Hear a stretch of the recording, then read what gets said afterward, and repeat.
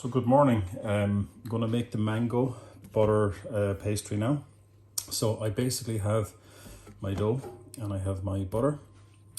So you can see that the dough is twice the size of the butter. And that means we can create 3 layers. A layer of dough, a layer of butter, a layer of dough. So I'm going to just take the butter out of the plastic. I've left it just stand at room temperature for a few minutes so that the butter becomes flexible. See, it's pliable. It's very important. I like using this method with the plastic because you can control where the butter goes. And you don't get your hands all dirty, you're not touching the butter. So here we go.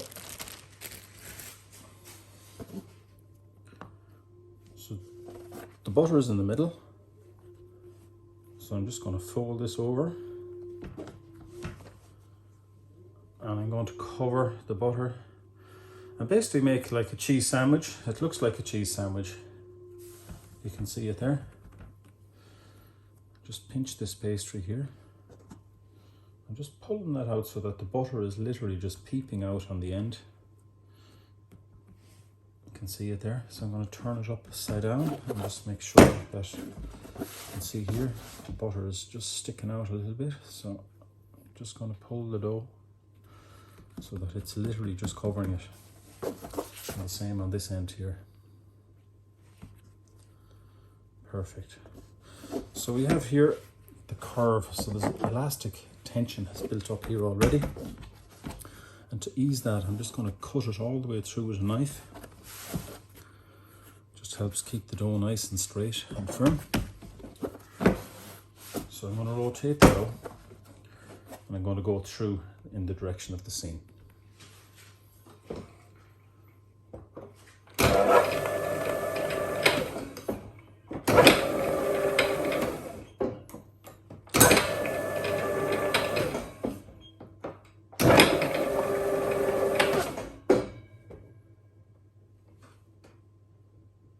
So for the first pass, I normally go down to 4 millimeters.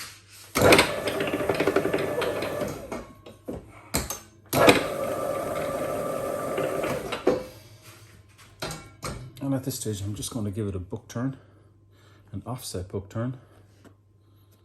So I'm going to just pull the dough out here to meet the ends. Just marry them up. You can see the dough is flexible, so you don't actually have to cut the pastry every time. That's enough. The pastry is nice and tacky, which is how I want it to be. And again, I'm just going to ease the elastic tension here by cutting all the way through with a sharp knife, and on the other side. So I'm going to roll it once more and I'm going to give it a half turn. So I'm going to use a very small amount of flour. You see here. Rub the flour into the pastry.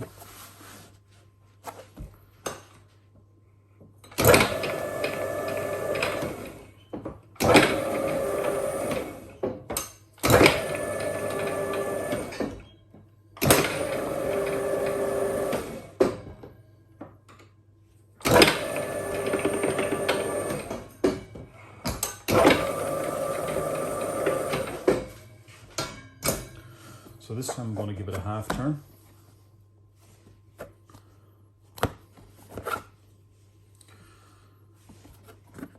And then one of the things I like to do to neaten up the pastry is to cut. So I'm just going to get a knife. I'm just going to cut the little rough edge there, give it a nice clean edge. You'll notice that I never cut on the pastry break. You don't want to damage the belts because they cost several €100 to replace a set of belts. So this little bit that I cut off, I'm just going to marry that in here. I'll just come forward a little bit. And we'll have even 3 layers.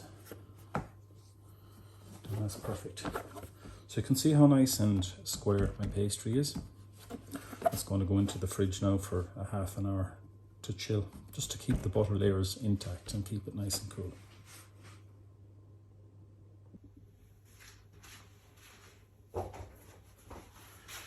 So welcome back. So here I have the red croissant pastry with the mango butter. And I roll it out into a rectangle. So I'm literally I'm just going to turn it upside down because I want the red on the outside. And I'm just going to trim the ends here. I can use these up at a later stage. So I'm just going to go up the top here now again and just trim these as well.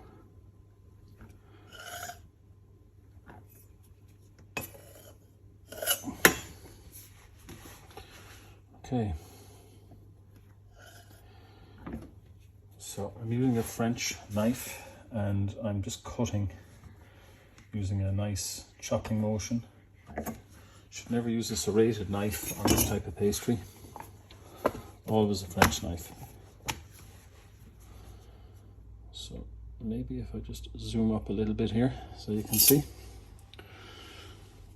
So I'm going to divide the pastry in two. So I'm going to fold it in half and then I'm just going to mark it with my hand and just roll it out again. So see the line? That's my halfway mark for my pastries. Then I'm going to get a dividers and I'm just going to get a croissant bar just to act as a guide for the rough size.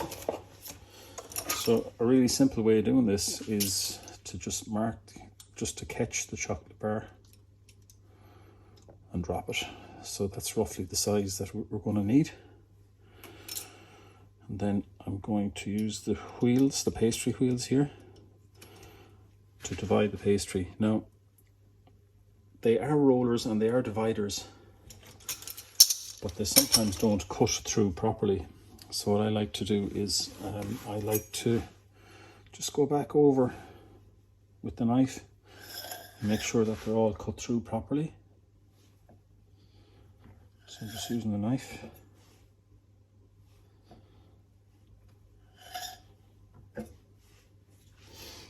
The other thing I want to do is I want to divide these into 6. So I'm just going to mark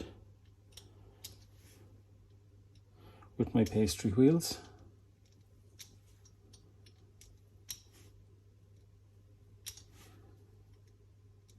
And I'll do the same for these guys here. So it gives me pretty even lines because I'm going to cut these guys. And we're going to make 2 3-string plaits.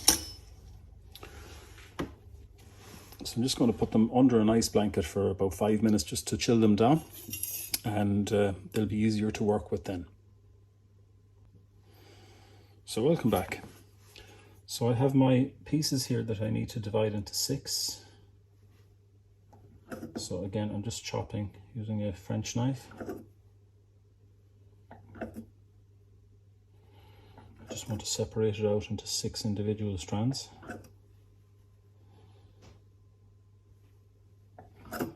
And I'm allowing about 2 centimeters at the top, and I'm going to put in the raspberry chocolate jelly things that I made yesterday. You can see them there in the little silicone shape.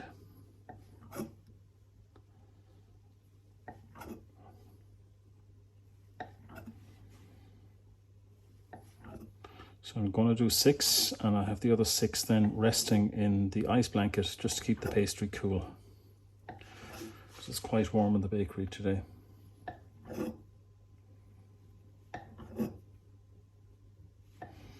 Again, a chopping motion is very important.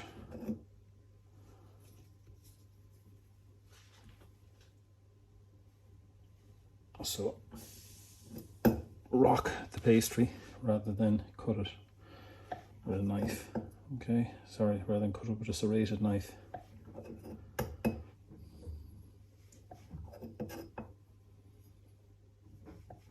So I'm just rocking those. They're nearly all cut now. So here's the first 6.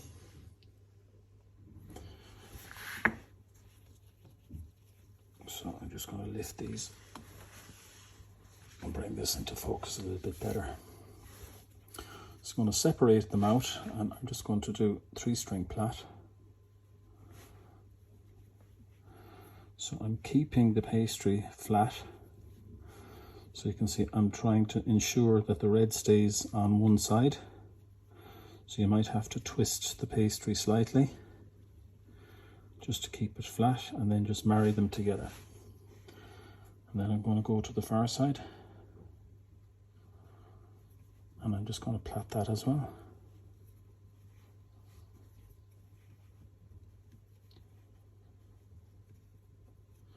So you can see we're getting a really nice shape there on them. I'll just put the 2 together.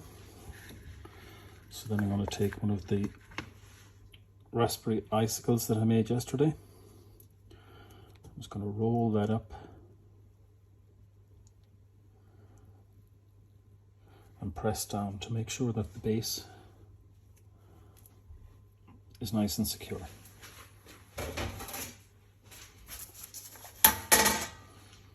I'll put that to one side on the tray.